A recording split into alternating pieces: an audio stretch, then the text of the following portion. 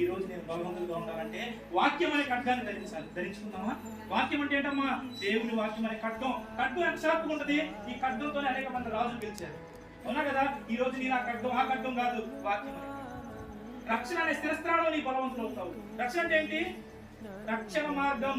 ఈ రక్షణ మార్గం నువ్వు ధరించావా? అదే కాకుండా సమాధానం అనే జోడు. నువ్వు వేసుకునే చెప్పులు ఏది ఎడిడాసా లేకపోతే క్యాంపసా లివిసా ఇవి కాదు. మనం వేసుకునే చెప్పులు ఏంటంటే సమాధానం అనే జోడు. నువ్వు వెళ్ళే ప్రతి ఒక్క స్థలానికి ఇప్పుడు బైబిల్లో ఒక మాట ఉంటుంది, వాళ్ళు మాట వినకపోతే నీ దుమ్ముదుళ్ళు వదిలేసినా అంటాడు.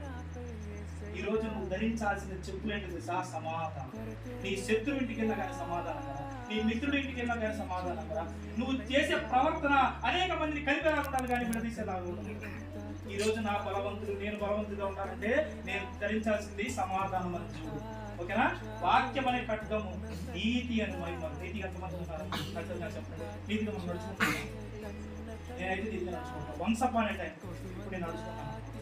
నీతి అని మహిమకు. ఇప్పుడు ఒక వ్యక్తి దానికి ఎలా అంటే ఈ షీల్డ్ కావాలి. ప్రతి ఒక్క క్రైస్తవుడికి కావాల్సింది ఈ షీల్డ్. దేనికి సాధిస్తుంది తెలుసా? నీతికి సాధిస్తుంది. అవునా కదా? నేను బ్రతకాల్సింది, నేను బలవంతులుగా ఉండాలంటే 2-3 పుల్అప్స్ చేయాల్సిన అవసరంలా. నువ్వు ఉండాల్సిందే, బలవంతులుగా ఉండాల్సిందంటే ఏం చేయాలి?